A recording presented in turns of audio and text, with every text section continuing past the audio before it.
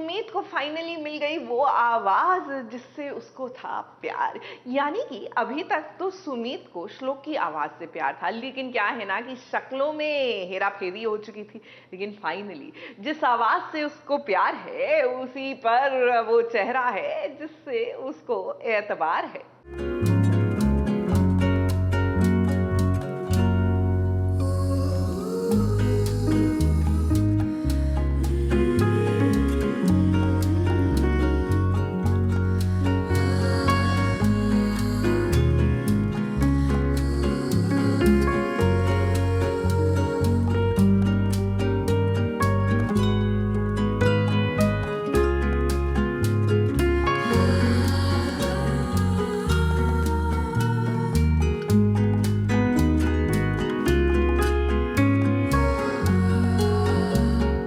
जिंदगी को जीने के लिए पेट का भरना जरूरी होता है।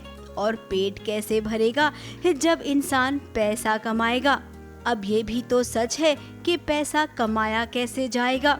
सुमित और श्लोक आज इसी चक्कर में घर से निकले हैं कि भाई इन्हें कुछ पैसा कमाना है। यार घर में थे, रास्ते पे आ गए। अब रास्ते पे आ गए हैं तो पैसों का जुगाड़ तो करना पड़ेगा।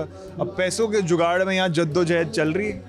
बेगानी शादी में अब्दुल्ला दीवाना। जी हाँ, अब ये मत पूछना कि ये शादी किसकी है, जिसकी भी हो रही हो। यहाँ पर सुमित को भी काम मिल गया है और श्लोक को भी।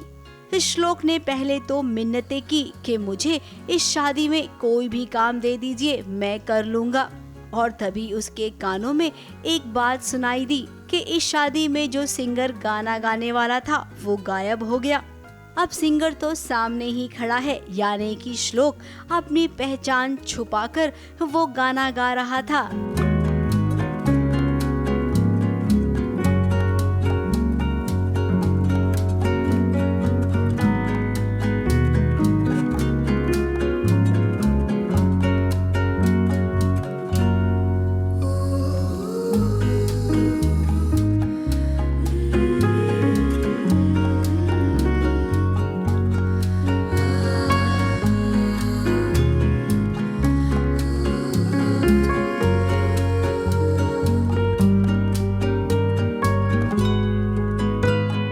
अब इस शादी में इस सुमित भी तो काम कर रही है। इस सुमित ने श्लोक के आवाज को पहचाना, इधर उधर छुप रहा था, लेकिन फिर इस सुमित के सामने उसे आना ही पड़ा। और सुमित को देखिए, इस सबके सामने ऑटोग्राफ मांग रही है। राइटर्स ने एक तीर से दो निशाने मारे हैं। पैसे भी कमा के दे रहे हैं यहाँ से और भांडा भी फोड़ रहे हैं मेरा। तो यहाँ पे मेरा भांडा फूट रहा है। अब देखो क्या होता है भांडा फूटने के बाद। दोनों के प्यार को समझना पड़ेगा कि दोनों ने एक दूसरे के काम के रिस्पेक्ट की। अब परिवार को बचाने के लिए ऐसा ही तो किया जाता है। इस सुमित और श्लोक ने जो किया वो एकदम सही किया।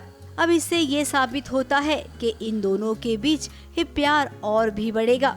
मुंबई से कैमरामैन सुजीत मिश्रा के साथ एबीपी न्यूज रिपोर्ट।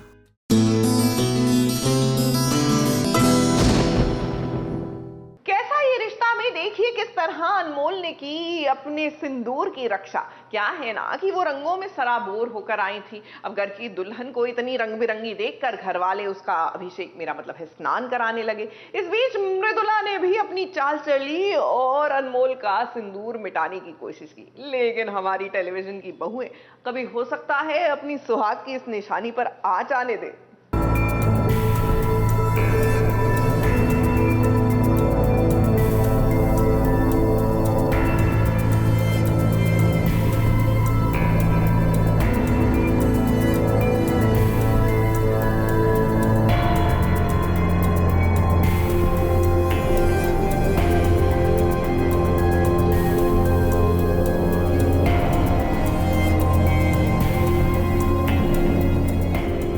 मेरा पति सिर्फ मेरा पति है।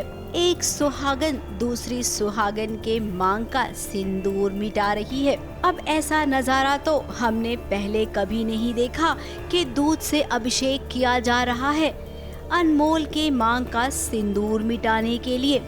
अब मृदुला को अपना पति किसी दूसरी के साथ बांटना नहीं है। उसे जो जो जतन करना था वो उसने कर कर देख लिया। अब इस अभिषेक में भी झोल हो गया है। पहले तो घड़े से दूध निकला और दूध के अंदर इस सिंदूर की डब्बी थी, ये किसी को नहीं पता था।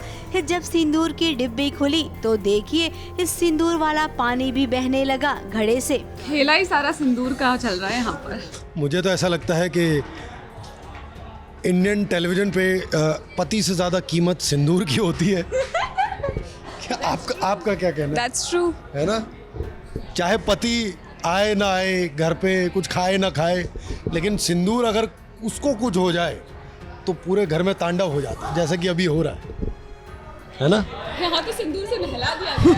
उधर सासू माँ कह रही है कि ऐसा मत करो, ये अपशगुन होता है, लेकिन मृदुला किसी की बात सुनने को तैयार कहाँ है। इतने में हुई रजत की एंट्री और उसके बाद जो हुआ वो आपकी नजर के सामने है। नहीं छोड़ूंगी तुझे, रजत छोड़ो मुझे। मैं जब भी वापस आता हूँ तुम्हारा कोई ना कोई नया ड्रामा शुरू रहता है। कब तक चलेगा ये पागलपन?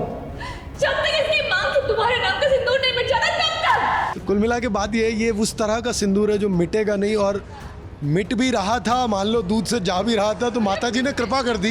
मिटते मिटते नहीं मिटता ये सिंदूर, अजीब है।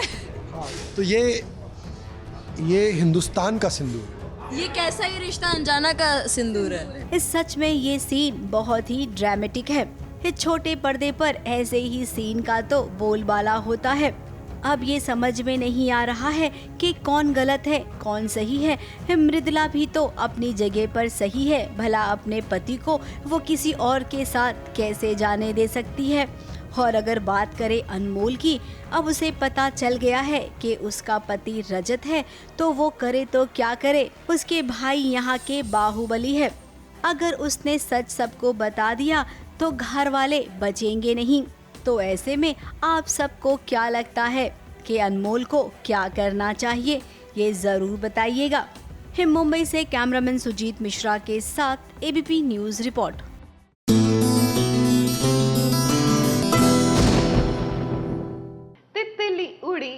उड़ कर चली। I am so sorry, I just have to do it every time जब हम इस सीरियल की बात करते हैं। तो चलिए, अब जब तितली की बात कर रहे हैं तो देखिए किस तरह सीरियल में नई नवेली दुल्हन का हो रहा है अभिषेक।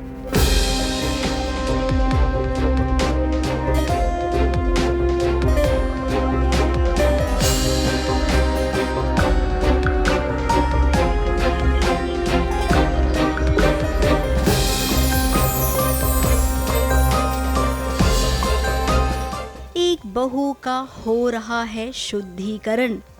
जी हाँ, आपने एकदम सही सुना कि यहाँ पर नई नवेली बहू तितली का शुद्धिकरण हो रहा है। परिवार वालों में बहुत ही उत्साह है इस रस्म को लेकर। इस रस्म को पति निभाता है। तो आज जैसे एक रस्म होती है जिसमें अपनी बहू का शुद्धिकरण किया जाता है, तो हम वही रस्म आज कर रहे हैं। और उसके बाद होती है एक पूजा, तो उसके लिए अगेन मुझे अभी दूध से नहलाया जाएगा। उसके बाद एक पूजा होगी जिसमें मैं वापस से रेडी होकर आऊँगी, तो फिर हमारी पूजा शुरू होगी। अब जैसे ही गर्व ने एक कच्चा दूध तितली पर डालना शुरू किया, ये देखिए तितली का मेकअप निकलने लगा और जो थप्पड़ गर्व ने सबके सामने तितली को मारा था, उसके निशान सबके सामने आ गए। थप्पड़ क्योंकि अब पड़ चुका है तो वो एक निशान रहता है तितली के गाल पे। सो वाइल डूइंग द शुद्धिकरण वो मेकअप यहाँ से हटता है तो पूरे घर वालों को वो दिखने लगता है। उनको थोड़ा डाउट हो जाता है। मीनवाइल फिर थोड़ा कवर अप करने की कोशिशें होती हैं, बट कुछ लोग डाउट में ही रहते हैं। वैसे आपको बता दें कि आज तितली ने जो हेयर स्टाइल बनाई है ना, वो गाल पे थप्पड़ के निशान छुपाने के लिए बनाई है। जैसे जैसे दूध चेहरे पर गिरता गया, तितली का मेकअप पूरा निकल गया।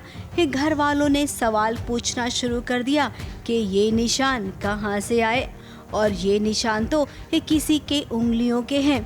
क्या है? ये किस चीज का निशान है? ये तो उंगलियों के निशान लग रहे हैं। अब तितली की आंखों से आंसू बहने लग गए, लेकिन इस अभिषेक के चलते ही किसी को उसके आंसू नजर नहीं आए।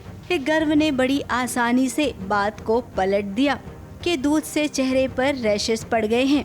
अब गर्व अपना तितली से प्यार करने का दावा करते हैं, लेकिन जो प्यार करते हैं वो अपने ही प्यार को यूँ नुकसान नहीं पहुंचाते हैं।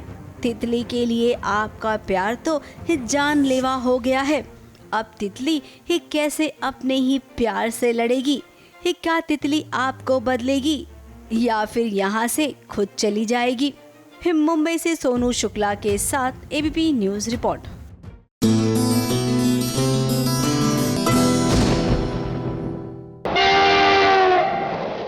फटाफट खबरों में अब आगे बात करते हैं इस सीरियल ये रिश्ता क्या कहलाता है की जहां पर अभिनव का ऑपरेशन सक्सेसफुल हो गया है।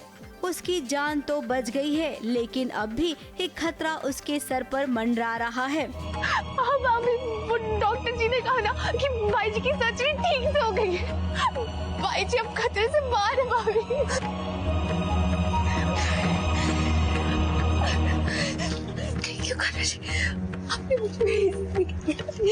उधर अभिमन्यु जेल में है। अक्षरा और उसके परिवार अभिमन्यु को अभिनव का दुश्मन मान रही हैं। अब इस कहानी में आगे बहुत सारे मोड़ आने वाले हैं जो कि बहुत ही दिलचस्प होंगे।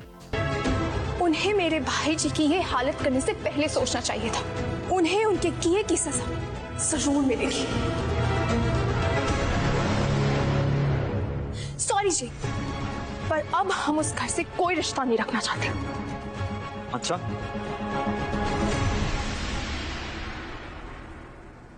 बिरला से रिश्ता नहीं रखना है, पर इलाज तो बिरला हॉस्पिटल में ही हो रहा है ना। और क्यों अवॉइड करना चाहती हो तुम बिरला को? अभिनव के लिए जो हमारी केयर है, जो रिस्पेक्ट है, जो कुछ भी हम कर रहे हैं, ये जेन्युइन है। हम इस हॉस्पिटल में भाई जी के इलाज के लिए जिसकी फीस आपको चुका दी जाएगी, बाकी केयर और रिस्पेक्ट आप अपने पास रखें।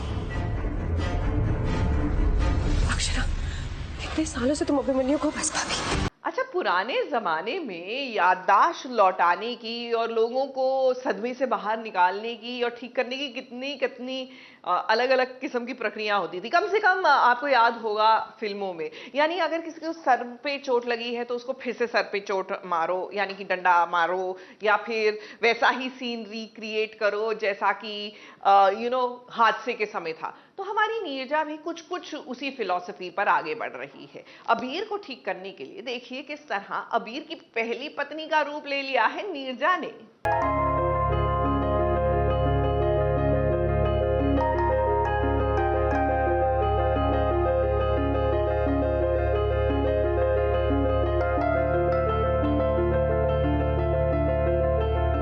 रिस्क लेना तो भाई टीवी की बहुओं का पहला काम है।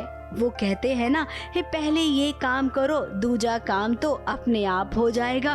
तो आज यहाँ पर नीरजा भी एक रिस्क लेने वाली है। रिस्क ये कि अबीर की पहली पत्नी के साथ क्या हुआ इसका पता लगाएगी और उसके बाद अबीर को ठीक करने के लिए उसकी पहली पत्नी त्रिशा जैसे रहती थी, जैसे उठती बैठती थी, जैसे खाती थी, जैसे चलती थी, वो सब कुछ नीरजा अब खुद के साथ करेगी ताकि अबीर ये सब देखकर ठीक हो सके। नीरजा सार्थक से कुछ जानना चाहती है अबीर के पास्ट के बारे में, और उसे लगता है कि सार्थक ही है इस घर में जो उनका साथ दे सकता है इस चीज़ में, क्योंकि और तो सब नीरजा के खिलाफ ही हैं।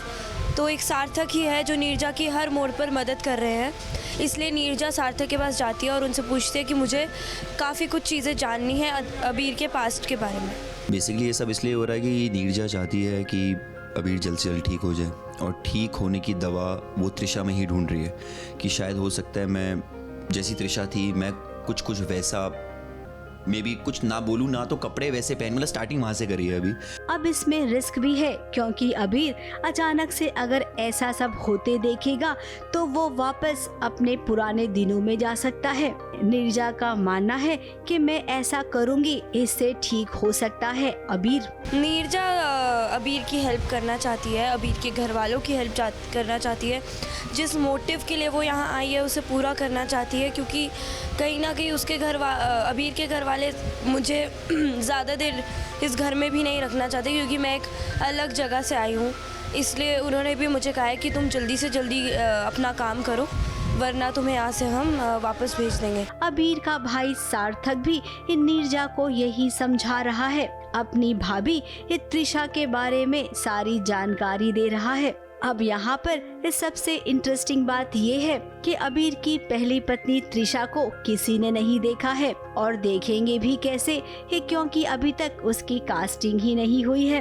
अब बहू रानी ने सोचा है तो करके भी दिखाएगी। भाभी किस तरह से थी ये तो मुझे बताना बहुत ही मुश्किल होगा, क्योंकि अभी भाभी का हमें चेहरा भी नहीं पता है। हमें सिर्फ नाम पता है कि मेरी एक भाभी थी त्रिशा, दैट्स इट। फिलहाल ससुर जी नीरजा से बहुत ही नाराज हैं, क्योंकि वो बार बार सोनागाची की गलियों में जाती है, अपनी माँ से मिलने की कोशिश करती है और जैसा कि प्रतिमा को ये कहा गया है कि वो नीरजा से मिल नहीं सकती है, तो बेचारी उदास मन से वापस आ जाती है। अब जिस खानदान की बहू नीरजा है वो एक बड़ा खानदान है, तो भला ऐसे में वो नहीं चाहती हैं कि नीरजा सोनागाची की गलियों में फिर कभी जाए। मुंबई से प्रिया धवड़े के साथ ABP news report.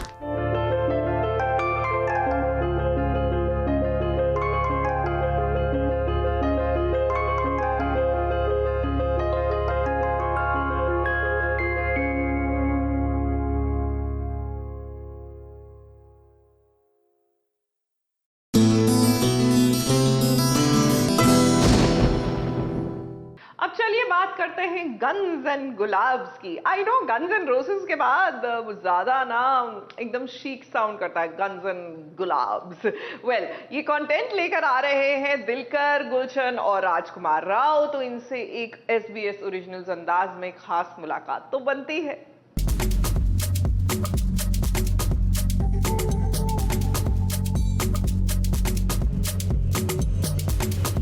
Of course cinema का इन्फ्लुएंस तो अभी तक है और 90s में तो बहुत ज़्यादा था, बिकॉज बच्चे थे और सिनेमा ही एक एंटरटेनमेंट का जरिए था उस टाइम पर। सोशल मीडिया नहीं था thankfully.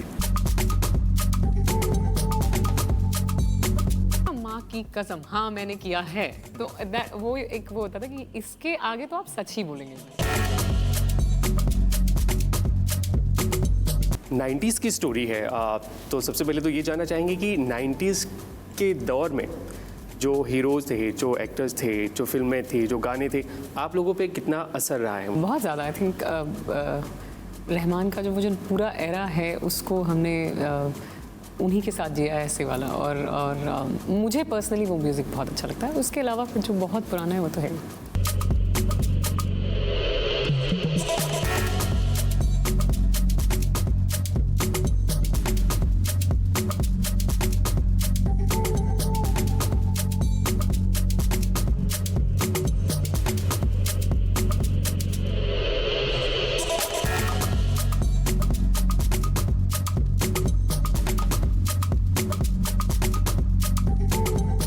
Definitely Rahman sir's music, Mani sir's films, or I think Shah Rukh sir, for example, like it's a big influence at that time.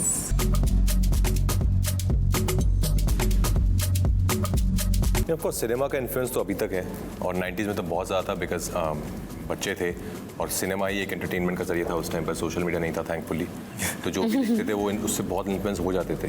क्योंकि हमेशा से था क्लैरिटी के एक्टर बनना है, तो जो भी फिल्म देखते थे वो अगले 2 हफ्ते के लिए उसी के इन्फ्लुएंस में वही कैरेक्टर बन के घूमते थे।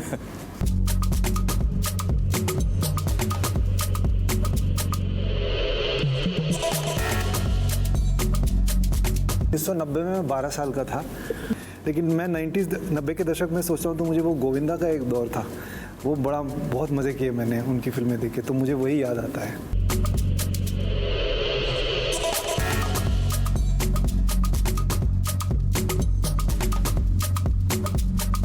90s के दौर की कहानी बड़ी अच्छी सी है कि जो हम पत्र लिखते थे, तो कभी ऐसे हुआ है आप लोगों ने, मतलब लाइक 90s के दौर में किसी की हेल्प की हो? मेरी दादी लिखती थी, ख़त लिखती थी मुझे, और ज़्यादातर मैं सिर्फ उनको वापस ख़त लिखता था, और वो भी बहुत ताने मारती थी कि मैंने इतने सारे ख़त लिखे तुम्हें, तुम एक भी नहीं लिखते हो। तो फिर मम्मी फोर्स करके यार नानी के लिए लिख दे, नहीं दादी नहीं नानी, तो मैं लिखता था। बस उनके साथ ही मेरे वो ये था लेटर राइटिंग। हाँ,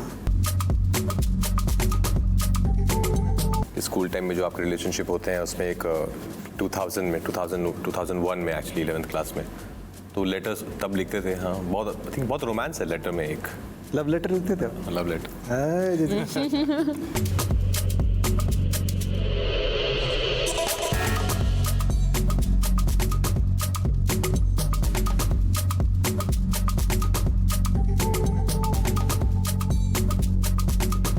कितना कुछ सीखने को मिला, कितना कैसे सेट पे माहौल था, आपसे जानना चाहेंगे। मुझसे तो बहुत कुछ सीखा उन्होंने। एक्चुअली हाँ, मैंने गुलशन से बहुत कुछ सीखा है।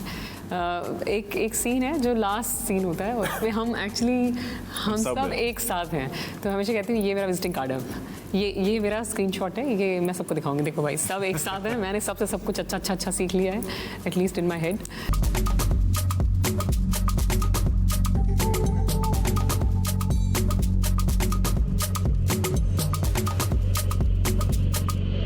आपको भी लेटर लिखने का एक्सपीरियंस है स्कूल में किसी खास के लिए?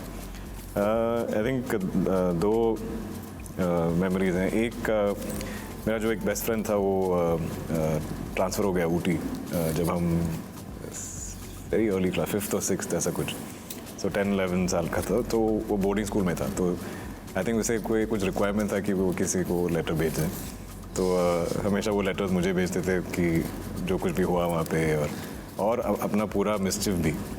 तो जब भी लेटर आते थे मुझे थोड़ा डर होता था कि माँ ना देखे कि और खोल के उसका जो मिस्चिफ वो कर रहा है कि उन्हें शक हो जाए कि मैं भी यही करता हूँ। और दूसरी मेमोरी जो हम जब क्लास में थे, वो लेटर नहीं था, तो छोटू वो नोट्स था, तो लड़कियों को भेजते थे।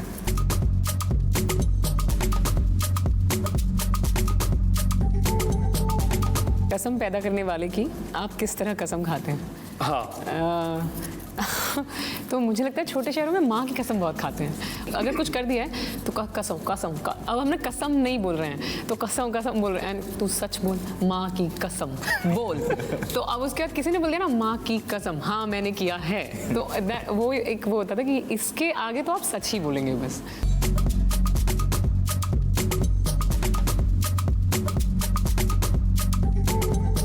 पहले हम फ़ोन करते थे तो 59 सेकंड जैसे ही होता था, अपनी बातों को उतने में ही पूरा करना है। ऐसे कैसे नहीं किया होगा? अच्छा, आपने भी किया है जी, तो प्लीज मुझे फ़ोन कॉलेज में मिला है, मैंने एसटीडी से बातें की हैं बहुत सारी। तो कुछ शेयर करना चाहिए। मैं एक ज़माना था, आई थिंक 96 का था, तो मैं चेन्नई से बैंगलोर शिफ्ट हो गया था। तो मेरी गर्लफ्रेंड थी, दिल्ली की थी, तो मैं पैसे नहीं होते थे, वो एसटीडी बूथ जाके करना पड़ता था। तो आपके पास 50 रुपये हैं क्योंकि आपने बचा के रखा है, वो 50 रुपये में आई थिंक वो ज़्यादातर मतलब 10 मिनट के ऊपर बात ही नहीं हो पाती थी।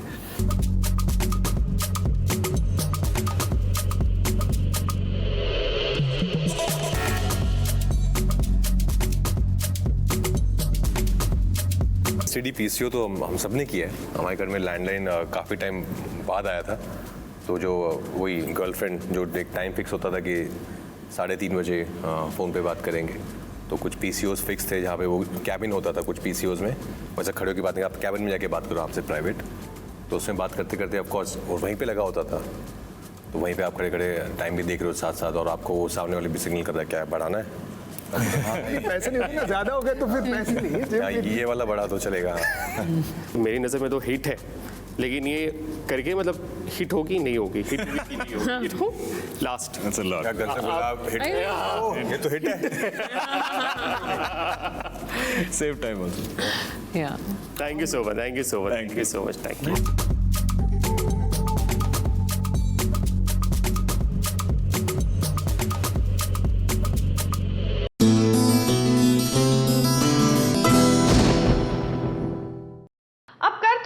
प्यार का इजहार तो करना पड़ेगा मुश्किलों के सागर को पार। हम बात कर रहे हैं सीरियल कथा की, जहां जब से कथा और वियान ने दूसरे से इजहार मोहब्बत किया है, भैया प्रॉब्लम्स ही प्रॉब्लम्स आए जा रही हैं, और इस बार तो परिवार ही हाथ धोकर नहीं नहा धोकर इनके पीछे पड़ गया है।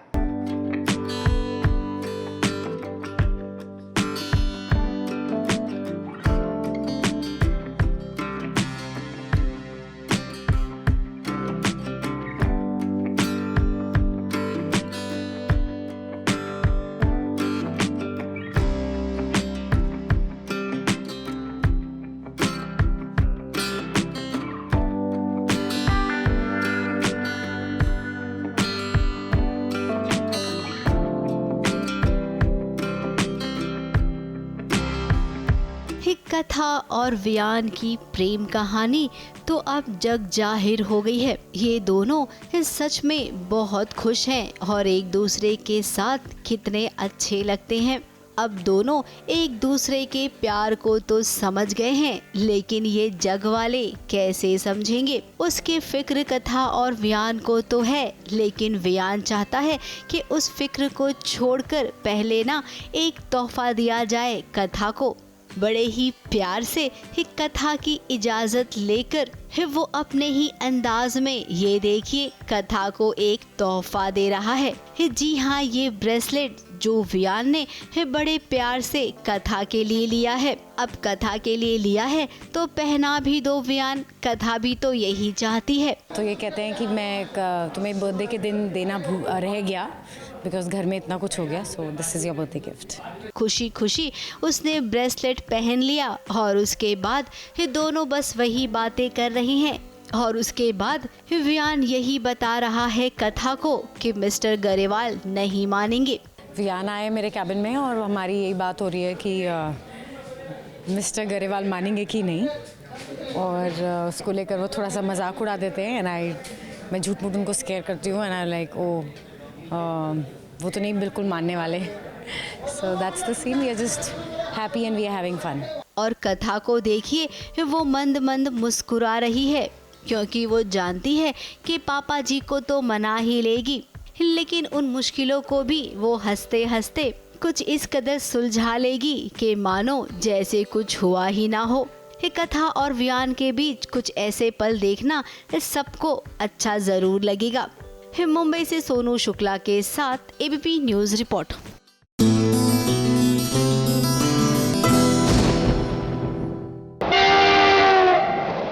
फटाफट खबरों में अब आगे बात करते हैं कलर्स टीवी के शो शिव शक्ति तप त्याग और तांडव की, जहां पर महादेव का तांडव एक अलग ही लेवल पर चला गया है। अपनी सती को यूं सती होते देख महादेव एकदम क्रोधित हो गए हैं।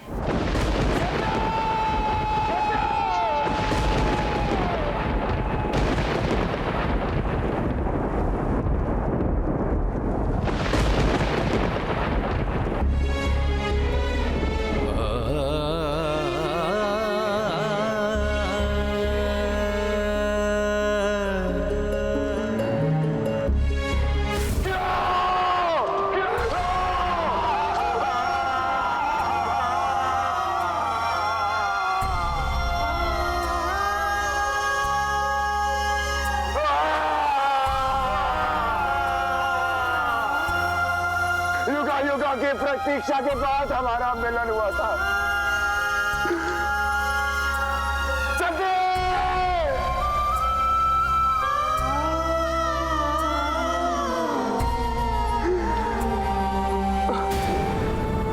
हमारा प्रेम तो अंत और आरंभ से परे है ना, और शिव को भला शक्ति से कौन दूर कर सकता है? कोई भी नहीं। युगों से साथ जो रहे आज दूर जा रहे, क्यों न समझे कोई इनकी वेदना। दुखी सृष्टि भी है, नीति नियति की है, विरह की कैसी है ये विपदा। फटाफट खबरों में आज के लिए केवल इतना ही। हम कल फिर लौटेंगे कुछ नई फटाफट खबरों के साथ। ABP news report. फटाफट खबरों में अब आगे बात करते हैं सीरियल इमली की, जहां पर अथर्व और इमली की एक बार फिर से शादी हो गई है। पूरा परिवार खुश है, तो वहीं चीनी की दादी ने भी एंट्री मार ली है। और अब शादी के बाद गुड न्यूज भी आने वाली है। जी हाँ, इमली माँ बनेगी, लेकिन ये सफर इतना आसान नहीं होगा। लीप के बाद बहुत कुछ बदलने वाला है।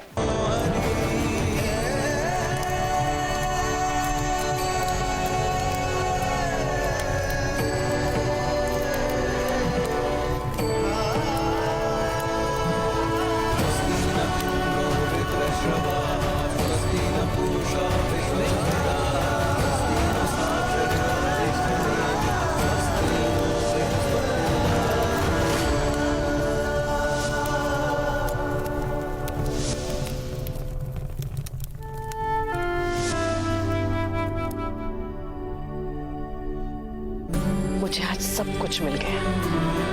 हमेशा खुश रहो, साथ रहो, और कुछ नहीं चाहिए मुझे।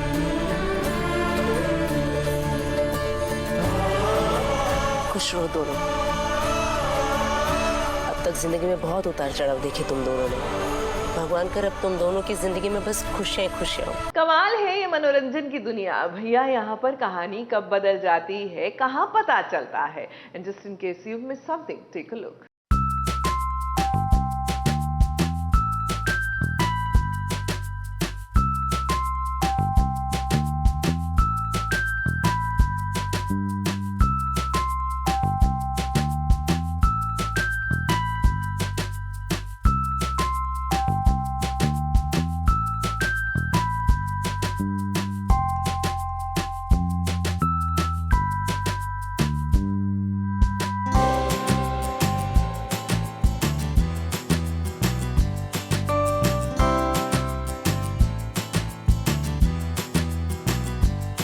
प्यार और जंग में सब कुछ जायज है और इसी बात पे अमल किया है धवल ने।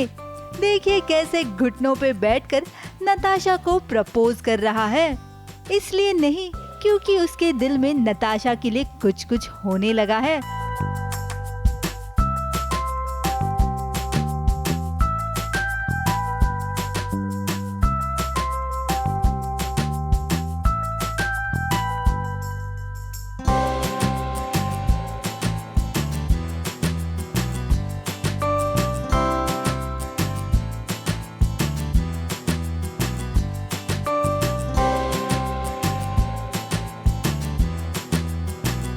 बल्कि ये सब तो धवल अपने भाई के प्यार में कर रहा है। ये शाहरुख खान स्टाइल प्रपोजल और डायमंड रिंग सिर्फ और सिर्फ धवल अमरीश को इम्प्रेस करने के लिए कर रहा है। कहाँ हम सोच रहे थे कि अब धवल और नताशा का रोमांस देखने मिलेगा, लेकिन धवल ने तो सारे अरमानों पर पानी फेर दिया। अमरीश ने कहा है कि यार I want that girl in our house. The thing is that कि वो मैं उनको इतना मानता because whatever life I am enjoying because of Amrish only. तो मेरा मकसद है कि मैं उनकी ऑर्डर्स फॉलो करूँ and I go and I impress her. तुम्हें कैसा लगा मेरा प्रपोज? बहुत ही फालतू। क्यों? अरे यार ये कैसे बोल रही है? मुझे पता है यार ये प्रपोज नहीं करता है किसी को भी। सारी लड़कियां आके इसको प्रपोज करती है, मुझे क्यों प्रपोज करने आएगा ना। नताशा आपने एकदम सही कहा कि कैसे किसी को अचानक और इतने इंस्टेंटली किसी से प्यार हो गया, और वो भी उस धवल को जिसके पीछे कॉलेज की हर लड़की दीवानी है। भले ही नताशा ने अभी धवल का प्रपोजल रिजेक्ट कर दिया है, लेकिन वो इस बात से जरूर इम्प्रेस हो गई है कि धवल उसकी किडनी कंडीशन के बारे में जान के भी अपनी बात पर टिका रहा। कि इसको कोई फ़र्क नहीं पड़ा कि मेरे पास सिर्फ एक किडनी है, तो that was a time I felt कि हाँ ये थोड़ा सा है सीरियस, है ना। वैसे इतिहास गवाह है कि सीरियल की दुनिया में जिनकी लव स्टोरी की शुरुआत नोक झोंक से होती है, उस जोड़ी को और उनकी केमिस्ट्री को खूब सारा दर्शक का प्यार मिलता है। और जब से हमने धवल और नताशा का लाइब्रेरी सीन देखा है कि इनकी जोड़ी जरूर कमाल करेगी। मुंबई से प्रथमेश शानवा के साथ एबीपी न्यूज रिपोर्ट।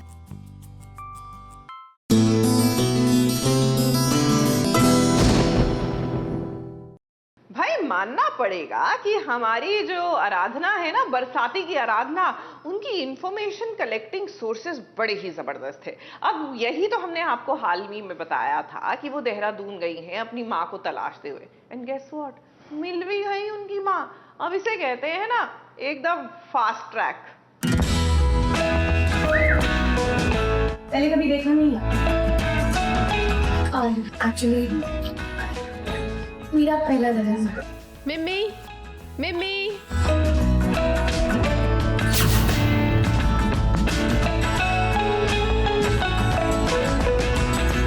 आराधना को मिल गई है उसकी माँ। जिस माँ की तलाश में आराधना देहरादून आई थी, वो उसे इतनी आसानी से मिल जाएगी उसने कभी सोचा भी नहीं होगा।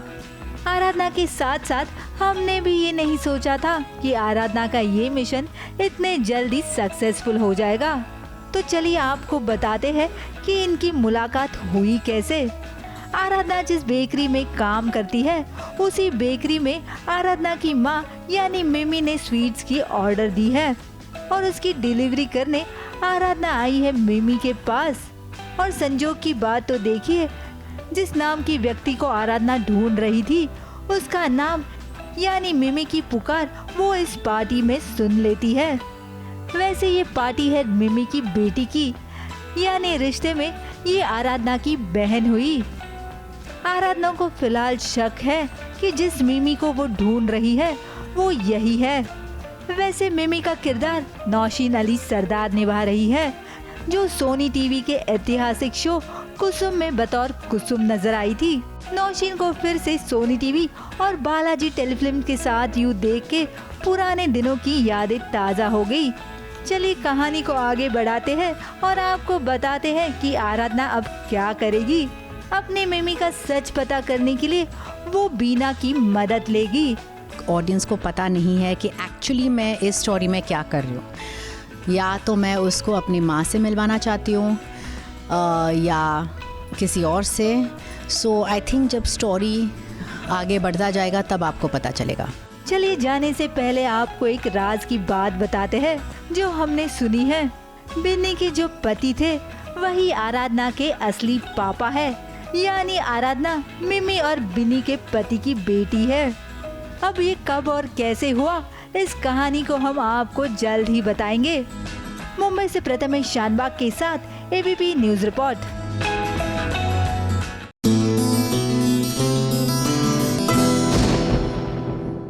आओ बहन चुगली करे, आप चाहे इसे गॉसिप कहिए या फिर कहे लेट्स कैच अप, लेकिन एंड ऑफ द डे बात दरअसल ये है कि ये है मजेदार चुगलियां। और जितनी मजेदार चुगलियां हमारी चुगलखोर आंटी कर सकती है वैसी भला और कौन कर सकता है।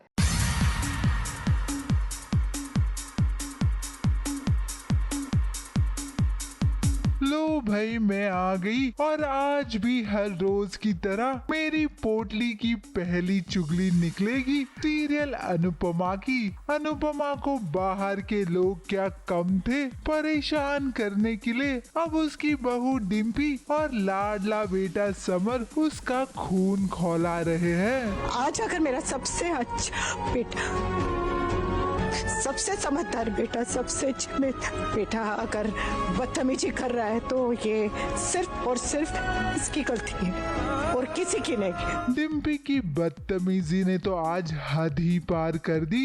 इसकी बदतमीजी देख के लगता है इसे बदतमीज बहू नंबर 1 का अवार्ड मिल सकता है। क्या गलत कहा इसने? सही कह रहा है ये। सच बात तो ये है मम्मी कि आपको दूसरों के मैटर्स में घुसना बहुत अच्छा लगता है। आपसे खुद की लाइफ संभलती नहीं, लेकिन दूसरों के मैटर्स में टांग अड़ाना आपको बहुत पसंद है। आपकी फैमिली है, उस पे फोकस कीजिए ना, हमें हमारे हाल पे छोड़ दीजिए। बार बार हमारे घर परिवार के मैटर्स में दखल अंदाजी करना बंद कर दीजिए आप। ये तो सिर्फ शुरुआत है, क्योंकि समर अब अनुपमा का बेटा नहीं रहा। वो पूरी तरह से मालती देवी के पक्ष में चला गया है। तो अब अनुपमा की लड़ाई सिर्फ मालती देवी से नहीं, अपने बच्चों से भी होगी। बकवास नहीं कर रहा है, सही कह रहा है वो। हमारी नई गाड़ी, हमारी जॉब देख के आपकी छाती पे सांप लौट रहे थे। आज जाके चैन की सांस आई होगी नहीं?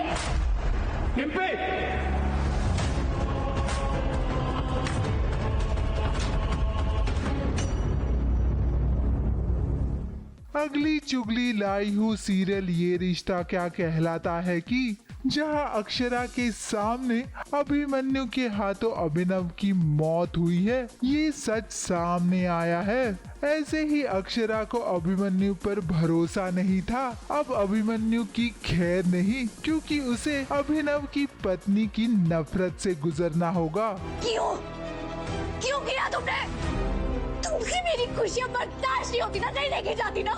पहले तो दूर से नजर लगाती थी और अब पास आकर हाथ बढ़ाकर मेरी खुशियां छीन रहे हो।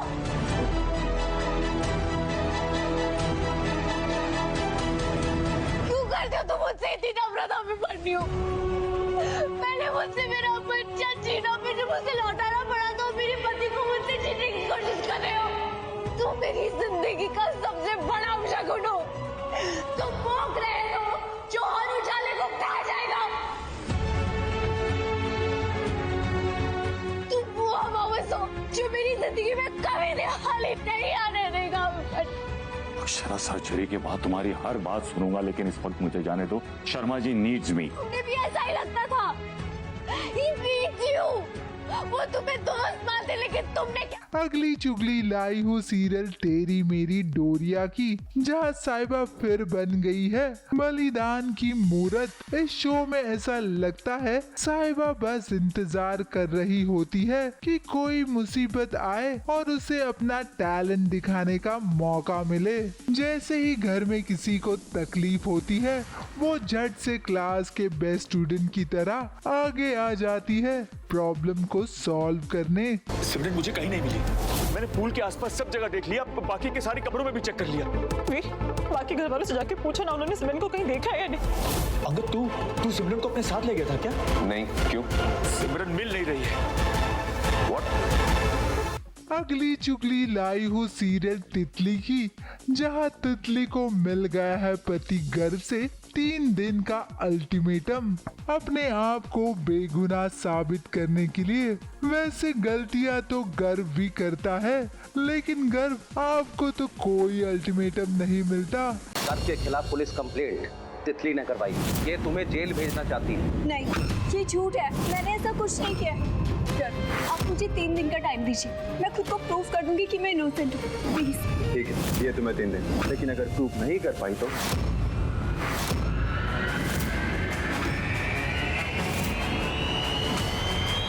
अगली चुगली लाई हूँ सीरियल पंड्या स्टोर की, जहाँ जल्द ही 2 शादियाँ होने वाली है, क्योंकि धवल के भाई अमरीश ने ये ऐलान कर दिया है कि धवल की शादी नताशा से होगी। अब आएगा कहानी में असली मजा। अच्छा भाई मैं तो चली, क्योंकि इतना पैसा में इतना ही मिलेगा।